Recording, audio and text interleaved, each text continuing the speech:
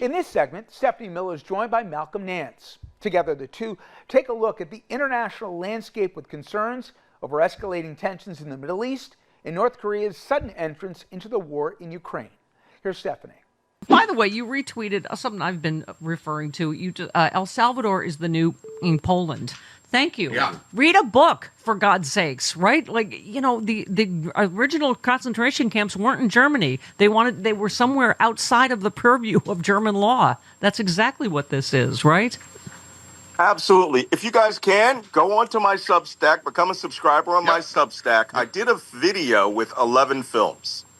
And this is for 45 minutes. And I mean, you want to talk about blue. All right, we're so blue, we're purpler. This thing, I used to think that I was an F-bombardier. Now I just think I harvest it like soybean.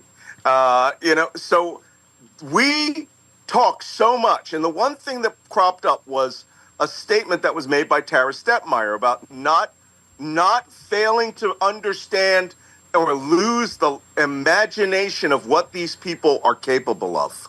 Yeah. We need to understand they are Nazi-level capable. Speaking of which, El Salvador has become the new Poland. They're shipping them off to a country that you can't see, you can't control. We don't know what's happening there.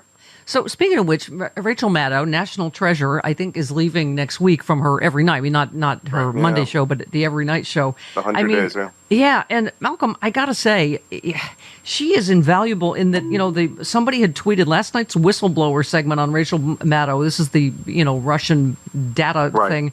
Made me think, they definitely hacked the election. Whistleblower Daniel Baroulis just exposed something terrifying. Foreign enemies allegedly stole U.S. data, and the leak, it came through Elon Musk's Starlink. I keep saying to you, I just don't think the last shoe has dropped here. And thank God Rachel did it, because then CNN picked it up and NPR. Right, because I still am like, what's going on with this story, Malcolm? Seems like a big deal.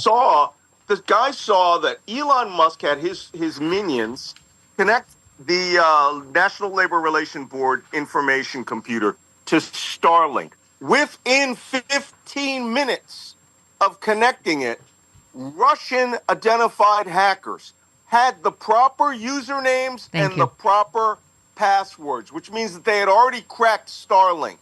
They had already cracked Elon Musk's Dogettes, whatever you want to call those Doge minions of his, and that they were now attempting to get into any place. We have to assume every U.S. government computer that they have connected to is now compromised. That this guy came in and said, whoa, our safeguards stop foreign intrusion, and they detected it, and then what did the Doge people do? Told everyone to sort of ignore it. We may find this is I've said it before, this may be now the greatest act of espionage in history, because Elon Musk is working for money, not for America. Well, and by the way, it was in your first book about Paul Manafort. Trump and Putin are interfering in elections around the world, including Romania, where they just annulled the election because of it. So I can understand people's suspicions about, and I think it's critical, Malcolm, not just because of 2024, but what about 2026 and 28, right? Look, we've got bigger problems before 2026. You guys know that I'm all about the Second American Revolution, right? We need a blue people power revolution. If we don't really get out on the streets every week, there's a protest every week now. Yep. There's a Tesla Tuesday all the time. Mm-hmm. I mean, you guys can get out and do something every week. But I want to call attention to this fact. There were 76 million Kamala Harris voters. Yeah. The largest protest we had was 5 million people.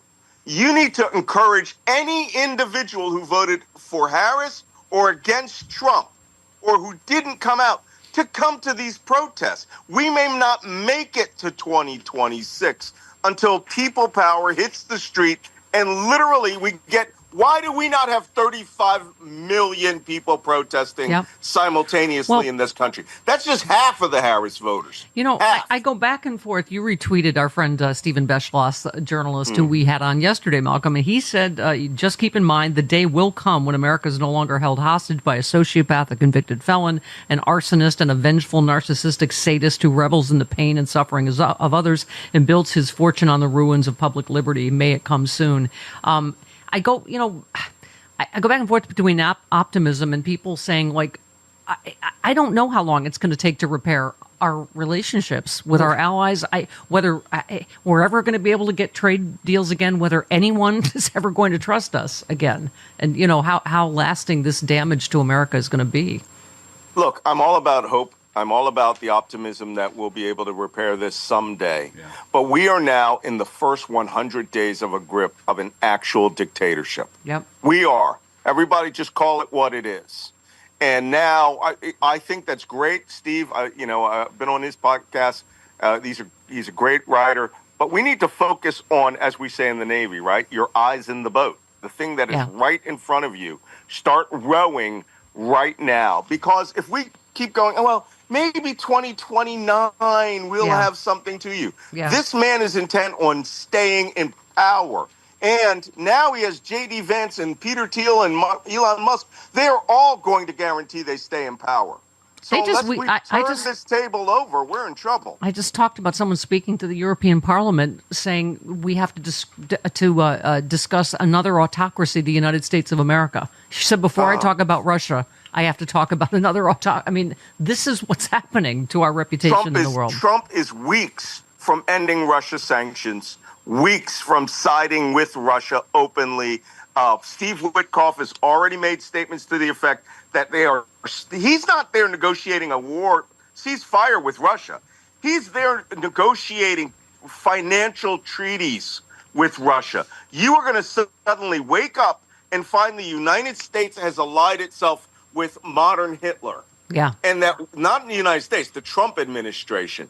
And unless we really get out there and turn, like I said, turn the table over, they're going to keep going. And if you're waiting for the Democratic Party, they're not going to do anything because they're the opposition.